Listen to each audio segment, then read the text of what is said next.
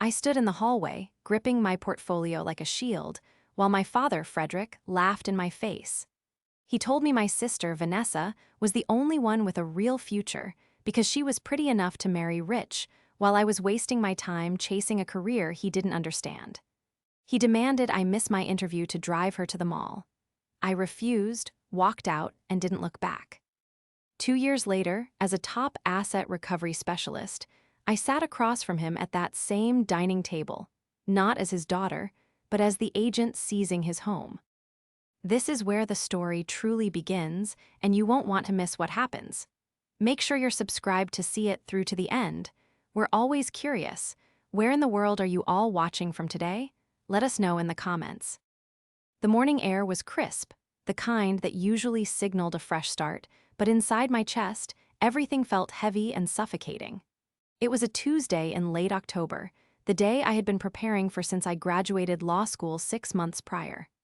I had an interview with Sterling and Vance, a boutique firm specializing in high-stakes asset management and recovery. It wasn't just a job, it was a lifeline. It was the exit strategy I had been meticulously crafting for years to escape the suffocating gravity of my family's expectations. Or rather, their lack thereof for me. I stood in front of the cracked mirror in the hallway of my parents' house, adjusting the collar of my blazer. It was a thrift store find, a charcoal gray piece that I had tailored myself late at night when the house was finally quiet. I looked professional, sharp, and for the first time in a long time, I felt a flicker of confidence. I was Abigail, the capable candidate. I wasn't Abigail, the household drudge. "Abigail, where are the keys?" The voice shattered my concentration. It was Vanessa, my younger sister by 3 years and the undisputed sun around which our family solar system revolved. I took a deep breath, checking my watch. 8:15 a.m. My interview was at 9:30 a.m. downtown. I had just enough time to drive to the train station, park, and take the express into the city. I didn't have time for drama. "I don't know, Vanessa," I called back, my voice steady. "Check the hook by the door." "They aren't there," she whined, stomping into the hallway. She was wearing silk pajamas that cost more than my entire interview outfit, her hair perfectly messy in that way that took an hour to achieve. "I need to go to the mall. The drop for the new Luxe collection is at 10, and I promised my followers I'd do a live unboxing." I turned to face her, clutching my portfolio tighter. "I can't help you today, Ness. I have my interview. I told everyone about this last night at dinner. Remember." Vanessa rolled her eyes, leaning against the wall with a pout that had worked on our parents since she was a toddler. "Yeah, but Mom said you could drop me off. It's on the way." "It is absolutely not on the way," I said, fighting the rising panic. "The mall is 20 minutes west. The train station is 10 minutes east. I can't do it." "Frederick," Vanessa screamed, not moving her eyes from mine, a smirk playing on her lips. "Abigail is being selfish again." My stomach dropped. The heavy thud of footsteps coming from the kitchen signaled the arrival of my father, Frederick. He appeared in the doorway, a mug of coffee in one hand, the morning paper in the other. He looked at me, then at Vanessa, and finally settled his gaze on my blazer with a look of mild amusement. "What is the problem now?" Frederick asked, his voice booming. "I need to get to the mall for the launch," Vanessa said, putting on her best victim voice. "And Abigail is refusing to drive me. She says she has some meeting." Frederick turned to me, his eyebrows raised. "Abigail, take your sister to the mall. You know how important this branding thing is for her. She's building an audience." "Dad," I said, trying to keep the tremble out of my voice. "It's not a meeting. It's a final interview, the one I've been studying for. If I get this, I can finally start paying off my loans. I can't be late." Frederick took a sip of his coffee, a dismissive chuckle rumbling in his chest. "That little clerk job? Abigail, be realistic.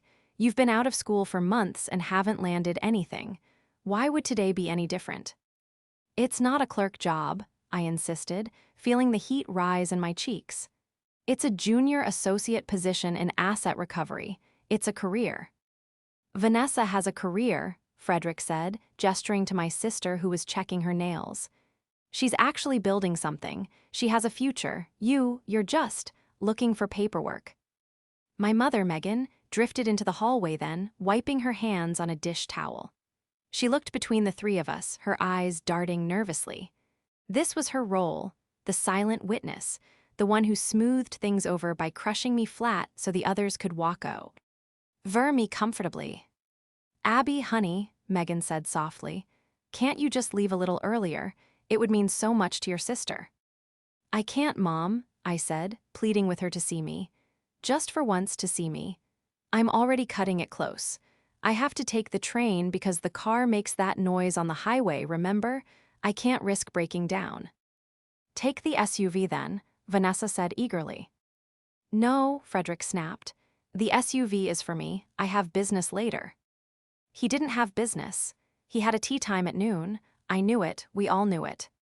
Abigail, give me the keys to the sedan, Frederick commanded, holding out his hand.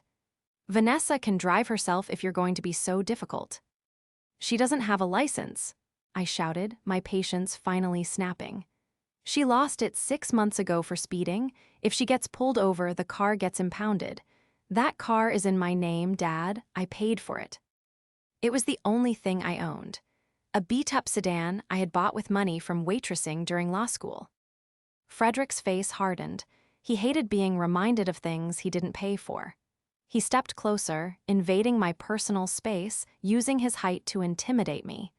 You live under my roof, Abigail. You eat my food. You use my electricity. If I tell you to drive your sister, you drive her. I have an interview, I repeated, my voice barely a whisper now, the reality of his sabotage sinking in. This could change my life. Frederick laughed. It was a cold, sharp sound. You're not getting that job anyway, Abigail. Look at you. You're too stiff, too desperate. They'll smell it on you. You might as well be useful for once in your life and help the daughter who actually has a shot at being someone. The words hung in the air, vibrating with cruelty. Useful for once. I looked at Megan. She looked down at her slippers. I looked at Vanessa. She was smirking, victory already in her eyes. I looked at Frederick. He looked bored, waiting for my submission.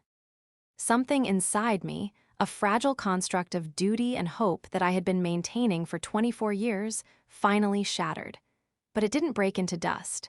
It broke into something sharp. No, I said.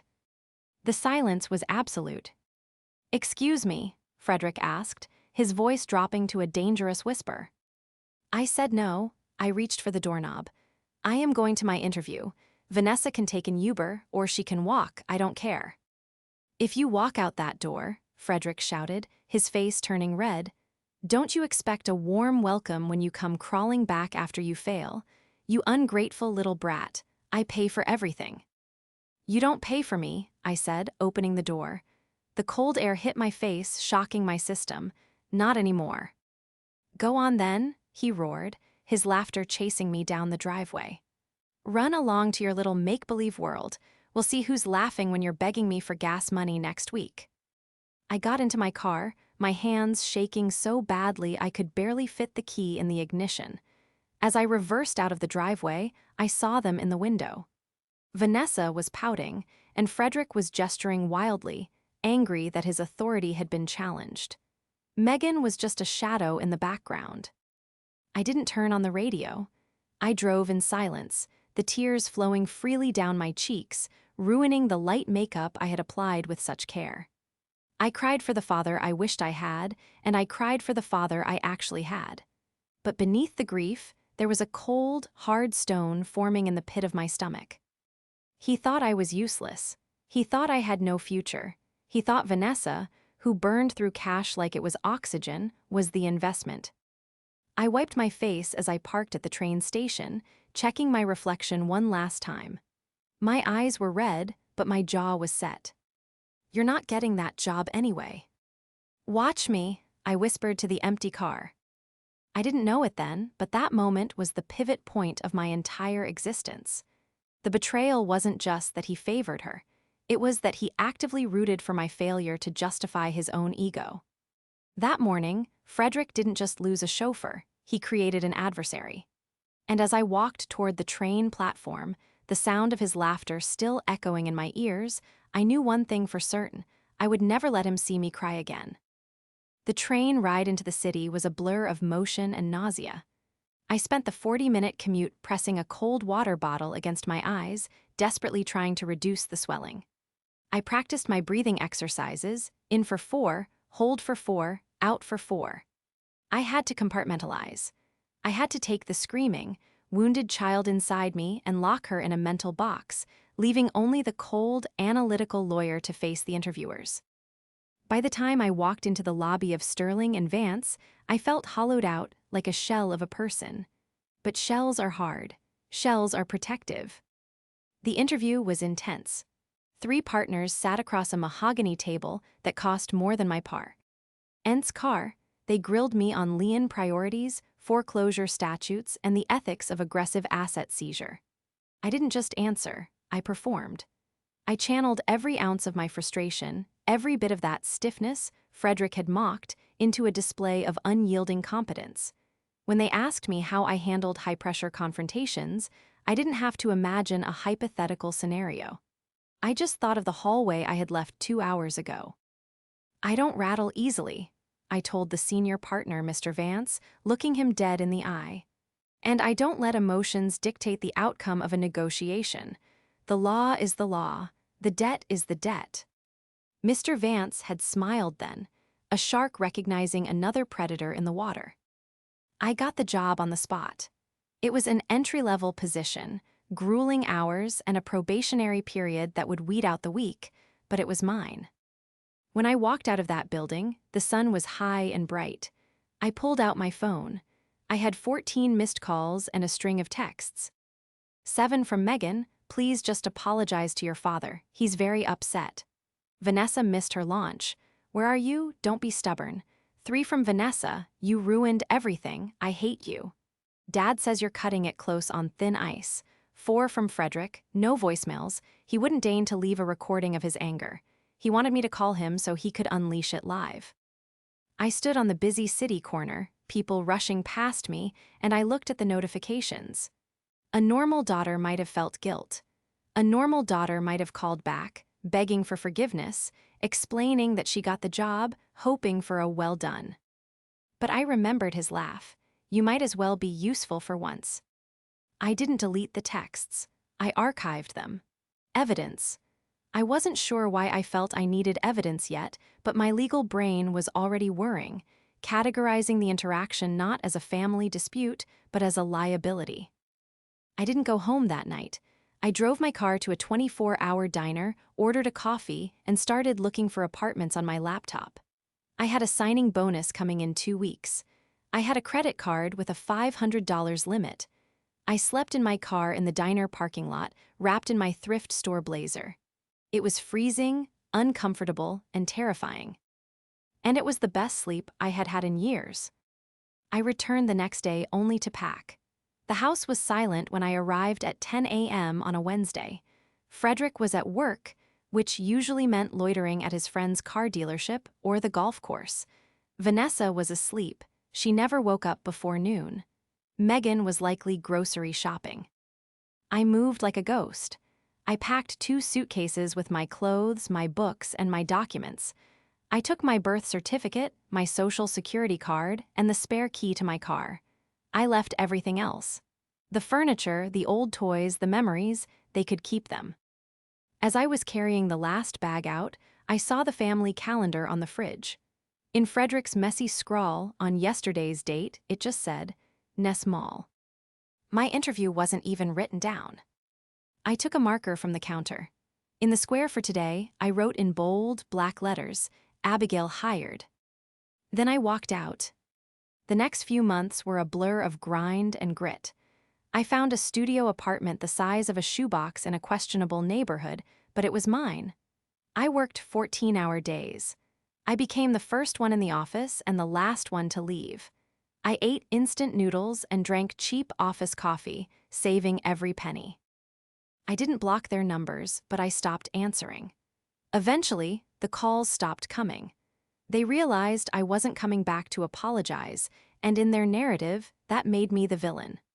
I heard through a mutual family friend that Frederick was telling people I had run off to the city to party and had abandoned the family after all he did for me. It stung, but the sting was dulling. I was replacing the pain with armor. 6 months in, I got a promotion. 12 months in, I was handling my own caseload. I was good at this. I had a knack for finding hidden assets, for tracing money that people didn't want found. I realized that most people who defaulted on massive debts weren't unlucky, they were arrogant. They thought they could outsmart the system. They thought if they ignored the letters, the problem would disappear. I saw my father in every case file, the entitlement, the delusion. I kept tabs on them distantly. Social media is a dangerous tool for people like Vanessa. Her public profiles were a goldmine of information. I saw the new car, a luxury SUV leased in Frederick's name. I saw the trips to Cabo. I saw the designer bags. "My dad is the best," she captioned a photo of a new Cartier bracelet. I zoomed in on the photo. In the background, on the kitchen counter, I could see a stack of envelopes with red stamps. Final notice. They were spending money, they didn't have to maintain an image that wasn't real. Frederick was bleeding his. Finances dry to keep Vanessa happy, to keep up the facade of the successful patriarch. He was likely leveraging the house, refinancing, digging a hole so deep he'd never see the sky again. I sat in my sleek, modern office, a far cry from the diner parking lot, and sipped my espresso. "They think money is infinite," I whispered to myself, closing the browser tab. "They think the bill never comes due." I turned back to my dual monitors, scrolling through the list of new default acquisitions my firm had just purchased from a regional bank. But they had forgotten one crucial thing. I wasn't just the daughter they discarded. I was the bill collector. And sooner or later, every debt finds its way to a desk like mine. The silence from my family lasted nearly a year and a half. During that time, I didn't just survive, I evolved. I became a specialist in distressed luxury real estate. That was the polite term. In reality, I was the person the bank sent when wealthy people refused to accept they were no longer wealthy. I learned the psychology of the debtor. There was always a pattern. First, denial, then anger, then the frantic shuffling of assets to hide them from creditors.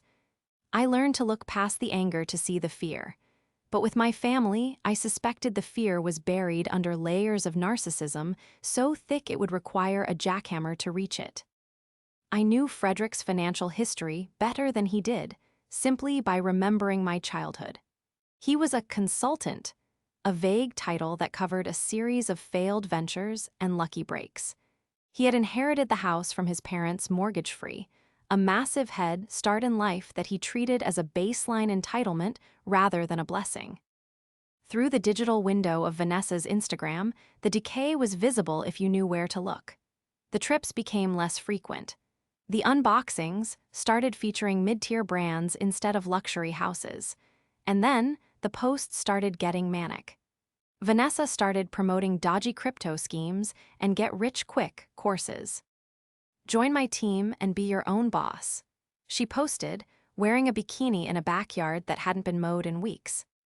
The grass was brown, the pool behind her was green, maintenance was slipping. I called my aunt, Sarah, my mother's sister, who was the only family member who still spoke to me in secret. "How are they really, Aunt Sarah?" I asked during our monthly call. Sarah sighed, the sound heavy with exhaustion. "Oh, Abigail, it's a mess. Frederick refinanced the house again last year, an adjustable-rate mortgage. He thought he'd flip some land deal in Florida to pay it off, but the deal fell through. And Vanessa, well, she refuses to get a job. She says a 9-to-5 would damage her brand." "And Mom." Megan," Sarah said, her voice lowering. "She's taking sleeping pills to get through the nights. She knows it's sinking, but Frederick won't let her speak. He screams at her if she mentions a budget. He says he has it under control. He says..." She paused. "He says what?" "He says he's waiting for a settlement, or a windfall. He's delusional, Abby. He's buying lottery tickets. Literally and metaphorically." I felt a cold anger tighten my chest. It wasn't just incompetence, it was negligence. He was dragging my mother down with him, and she was too weak to cut the rope. "And they haven't asked about me," I asked, though I knew the answer. "Frederick forbade your name in the house," Sarah admitted. "He says you're dead to him. He tells people you're a bitter failure who couldn't handle his success." His success? The irony was so sharp it could cut glass. I hung up the phone and turned my chair to look out the window at the city skyline. I had built a life here. I had savings. I had a 401k. I had a reputation as the Iron Maiden of the firm because I never backed down from a confrontation. I thought about Vanessa, the golden child. She was 23 now, still living in her childhood bedroom, waiting for the world to hand her a living because she was pretty. Frederick had created a monster, feeding it with his own ego. He needed her to be special because if she was special, then he was a special father. If I was successful, it didn't count because I did it despite him, not because of him. My intercom buzzed. "Ms. Vance would like to see you, Abigail."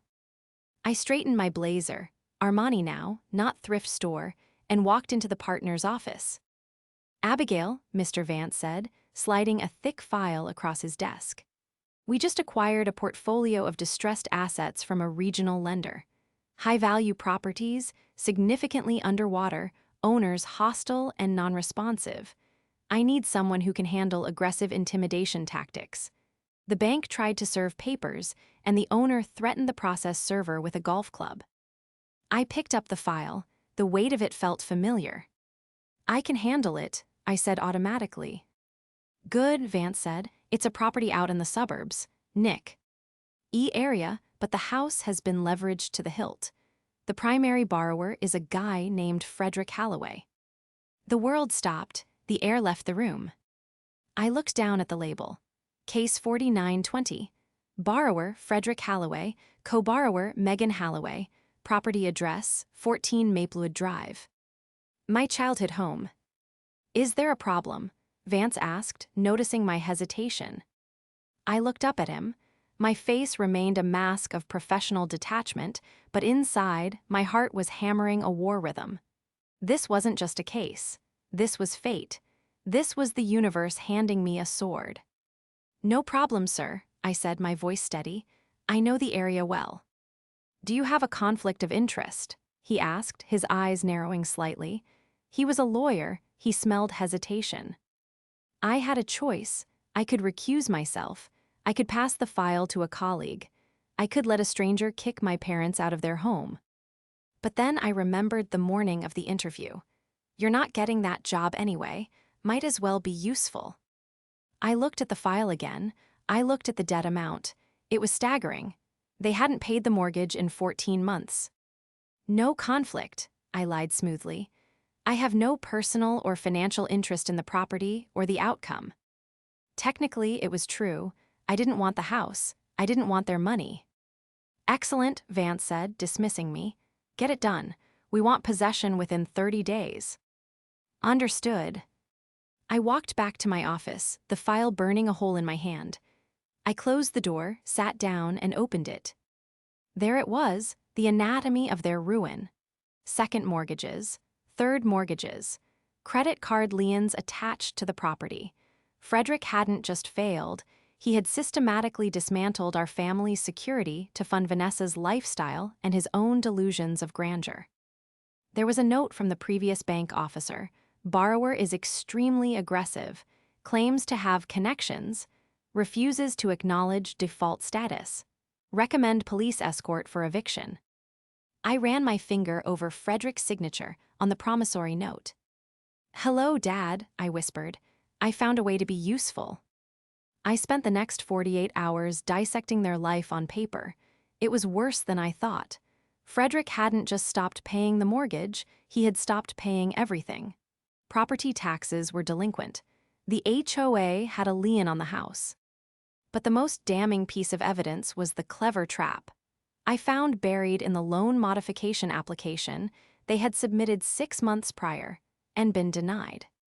In the application, Frederick had listed rental income as a primary source of revenue to justify the loan. He claimed to be renting out the in-law suite, my old room, to a tenant for $1,500 a month. He had even forged a lease agreement. The tenant's name listed on the fake lease, Vanessa Holloway. He was claiming he was charging his golden child rent to puff up his income, while simultaneously paying for her car, her phone, and her life. It was bank fraud. Clumsy, stupid bank fraud. If I reported this to the federal authorities, he wouldn't just lose the house, he'd go to prison. I held that card close to my chest. That was my nuclear option. For now, I just wanted the keys. I decided to handle the initial site visit personally. Usually, we sent a junior associate to tape the notice to the door, but I needed to see them. I needed them to see me. I arranged for a private security contractor to accompany me. Not police, not yet, but a large, silent man named distinctively, Tiny, who wore a suit that struggled to contain his muscles. It was a power move. On a rainy Thursday morning, 2 years and 1 month after I walked out, I pulled my company car, a sleek, black German sedan, into the driveway of 14 Maplewood Drive. The house looked tired. The shutters were peeling. The lawn was overgrown. The SUV, the one Frederick had refused to let me drive, was parked in the driveway, sitting on a flat tire. It looked like a metaphor for the man himself, expensive, immobile, and useless. I stepped out of the car. I was wearing a tailored navy suit, stilettos that clicked sharply on the pavement, and holding a leather briefcase. Tiny stepped out behind me, crossing his arms and scanning the perimeter. I walked up the path I had shoveled snow from every winter because Vanessa had a bad back. The path I had walked down crying. I rang the doorbell. I waited.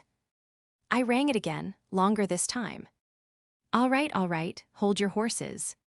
The voice was unmistakable. Frederick. The door swung open. He looked older. His hair was thinner, his face puffier. He was wearing a stained polo shirt and sweatpants. He looked like a man who had given up on everything but his own anger. "What do you want?" he barked, not really looking at me, looking instead at the car in the driveway. "I told you, vultures, I'm in the middle of refinancing. My lawyer is handling." He stopped. He finally looked at my face. His mouth penned, but no sound came out. He squinted, as if trying to resolve a blurry image. "Abigail," he whispered. "Hello, Frederick," I said. I didn't call him Dad. "I'm here on behalf of Sterling and Vance, representing the lien holder for this property." "Abigail," he said it again, louder this time, incredulity replacing the shock. What are you doing here? What is this costume?" "It's not a costume," I said coldly. "I'm an asset recovery specialist. Your mortgage has been sold to my firm. You are in default. I am here to serve you with a notice of intent to foreclose." I pulled the papers from my briefcase and held them out. Frederick didn't take them. He stared at me, his face turning that familiar shade of violet.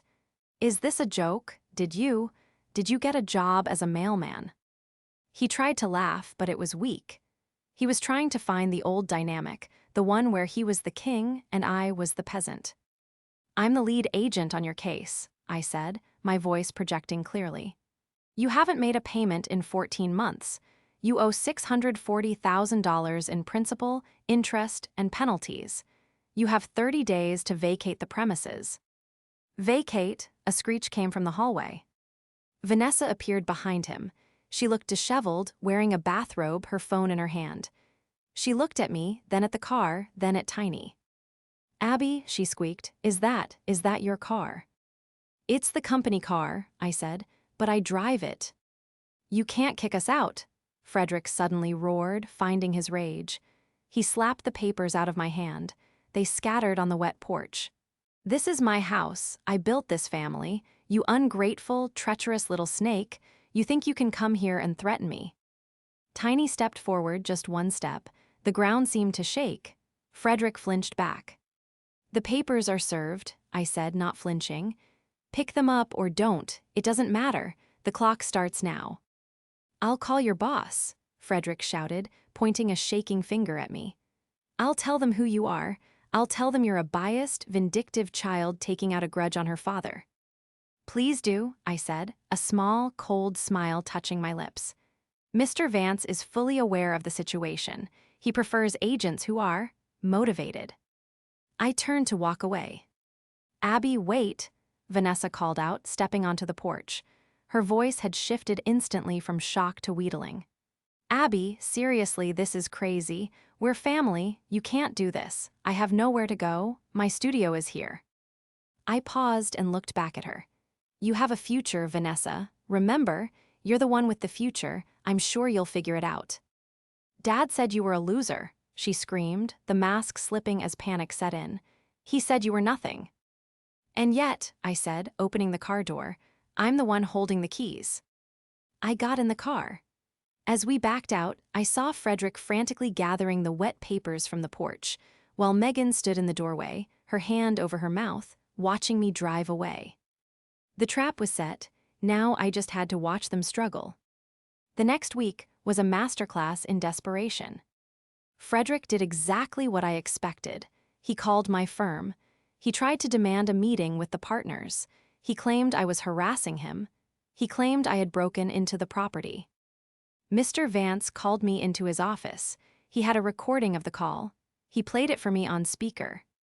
She's mentally unstable. She ran away 2 years ago. She's trying to destroy me because I cut her off. You have to fire her. Frederick's voice was shrill, hysterical. Vance paused the recording. He looked at me over his glasses. He sounds terrified. He is, I said. He knows he has no money and no legal standing. He's trying to attack the messenger because he can't stop the message. Is he hiding assets? Vance asked. He's trying, I said. He transferred $5,000 to a cryptic account yesterday, probably trying to save enough for a rental deposit, but I flagged it. The account is frozen. Good, Vance said. Keep the pressure on.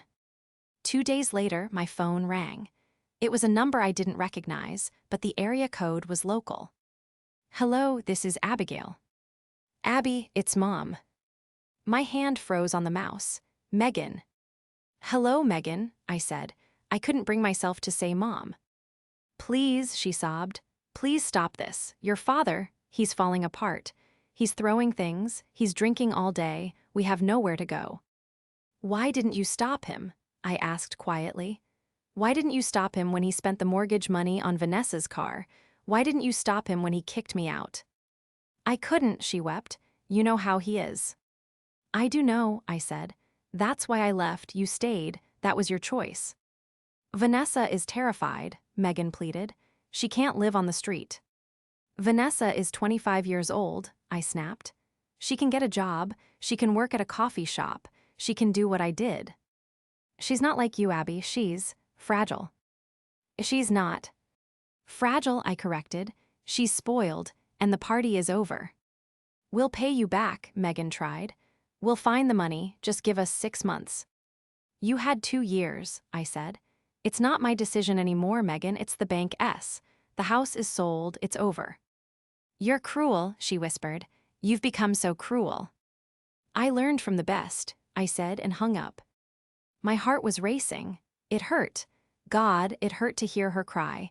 But I looked at the file, I looked at the fraud, I looked at the years of neglect. If I saved them now, nothing would change. Frederick would drain them dry again. Vanessa would never grow up. This wasn't cruelty, it was an amputation, necessary to save the patient, even if the patient screamed. The 30-day mark approached. They hadn't moved a single box. I sent the final notice. Eviction scheduled for Monday, 9:00 a.m. Sheriff will be present. Frederick sent an email to my work address. It had no subject line. It just said, "If you come here, bring a body bag." I forwarded it to the sheriff's office immediately. Threat of violence against a court officer, I typed, requesting armed backup for eviction. He had dug his own grave. Now he was just lying in it. The weekend before the eviction, the tension was palpable even from across the city. I received an alert from our fraud department. Frederick had tried to take out a payday loan using my Social Security number. He was desperate enough to commit identity theft against the very person holding his fate. Fortunately, I had locked my credit the day I left. The application was flagged and denied instantly, but it gave me the final piece of ammunition I needed. I prepared a new folder. Inside was the evidence of the mortgage fraud, the fake lease with Vanessa, and the attempted identity theft. Monday morning arrived, gray, drizzling rain, fitting. I met the sheriff's deputies at the end of the street. There were 3 cruisers. They had seen the email threat. They weren't taking chances. "Ms. Vance," the sergeant nodded to me, "will secure the premises. You stay back until we give the all clear." "Thank you, Sergeant." We rolled up to the house in a convoy. The scene was chaotic. The front door was barricaded from the inside. I could see movement in the windows. "Open the door, Sheriff's Department," the sergeant bellowed, banging on the wood. "Go away," Vanessa's voice screamed from inside. "My dad has a gun." The deputies drew their weapons. This just went from a civil eviction to a standoff, the sergeant muttered into his radio. I stood by my car, watching. This was the man who had laughed at me, the man who said I had no future. Now he was holed up in a foreclosed house, using his daughter as a shield, threatening law enforcement. It was pathetic. It was tragic. "Frederick Halloway," the sergeant shouted, "come out with your hands up, you are making this worse." A window smashed on the second floor. Frederick leaned out, his face wild, red and sweating. He wasn't holding a gun, thank God. He was holding a framed picture. "This is my house," he screamed and threw the picture at the cops. It shattered on the driveway. It was a picture of Vanessa. "Dad, stop," I heard Vanessa screaming from inside. "They have guns." Finally, the door opened. Megan came out first, hands in the air, sobbing hysterically. Then Vanessa, looking small and terrified, wearing sweatpants and no makeup. And finally, Frederick. He was dragged out by 2 deputies, kicking and screaming like a toddler. "She did this," he screamed, pointing at me as I stood by the car. "My own daughter, she stole everything." The neighbors were watching. The people he had tried so hard to impress with his leased cars and his lies. They were all watching him being handcuffed on his own lawn. I walked up the driveway. The sergeant looked at me. "Property is secure, it's all yours." I nodded. I walked up to Frederick, who was being held against the hood of a cruiser. He spat at me. "I should have disowned you when you were born." I opened the folder I was holding. "Frederick," I said calmly, "this is evidence of mortgage fraud. You listed Vanessa as a tenant, and this," I pulled out the second paper, "is evidence of attempted identity theft. You tried to take a loan in my name on Saturday." His face went pale. The fight drained out of him instantly. I didn't. "I haven't given this to the district attorney yet," I said. "But I will, unless you stop. Right now, you stop fighting. You sign the surrender of possession, and you leave quietly." He looked at the papers, he looked at the neighbors, he looked at me. "Why?" he croaked. "Because," I said, leaning in close so only he could hear. "I'm useful, remember, I'm cleaning up your mess. One last time." He slumped against the car, he nodded. "Let him go," I told the sergeant. "He's leaving." The actual eviction was a blur of movers and trash bags. I stood in the livy. NG room, empty now, echoing. The spot where I had stood during the argument 2 years ago was just bare hardwood floor. Vanessa sat on the front steps, crying into her phone. Megan was packing boxes into their rusty old sedan, the one Frederick had refused to let me drive, which was now their only vehicle. I walked out to the porch. Vanessa looked up at me, her eyes were swollen. "Where are we supposed to go, Abby? Seriously, we have no money." "I found you a place," I said. I handed her a piece of paper. It was the address of a budget extended stay motel on the outskirts of town. "I paid for 1 month," I said, "non-refundable." "A motel?" Vanessa sneered, trying to summon her old entitlement. "You expect me to live in a motel?" "It's a roof," I said, "and there's a staffing agency next door. They're hiring, I checked. I'm not working at a staffing agency. Then you can sleep under a bridge, I said simply. It's your choice. You have a future, Vanessa. It's time to start funding it. Frederick was standing by the car. He wouldn't look at me. He was broken. The king was dead. Here, I said, tossing the keys to the motel room to him. He caught them reflexively. 1 month, I said. After that, you're on your own. If you try to contact me, if you try to steal my identity again, I hand the fraud file to the FBI. Do you understand? He looked at me then. There was no laughter left, no arrogance, just the terrified look of a man who realized he had thrown away the only child who could have actually saved him. I understand, he whispered. Good, I said. Now get off my property. They piled into the car. It was crammed with clothes and boxes. It looked like a clown car. As they drove away, the muffler dragging slightly, I didn't feel triumph. I didn't feel joy. I felt relief. It was a heavy, quiet relief, like setting down a backpack I had been carrying for 20 years. I turned back to the house. I locked the front door. I placed a bank-owned sticker on the window. I took a picture of the front of the house for the file. Then I walked to my car, sat in the driver's seat, and exhaled. My phone buzzed. It was a text from my boss, Mr. Vance. Great work on the Halloway file. The bank is pleased. Bonus approved. I looked at the text. Then I looked at the empty driveway. I started the engine and drove away. I didn't look back. 6 months later, I was promoted to senior associate.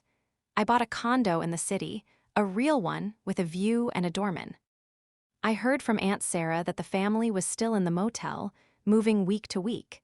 Megan had finally gotten a job as a cashier at a grocery store.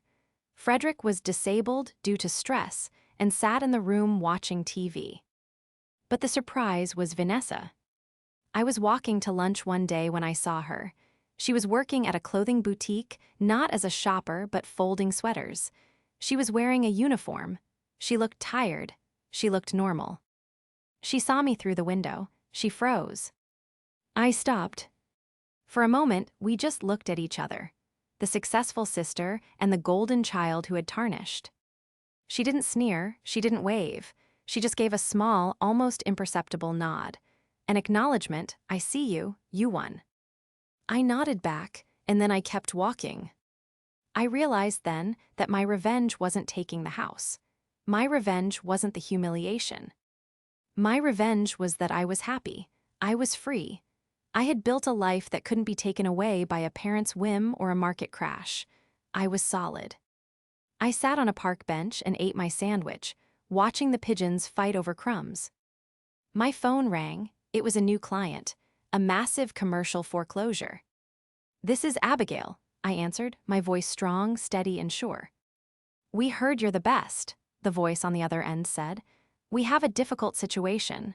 The owner is refusing to leave. I smiled. Don't worry, I said. I know exactly how to handle it.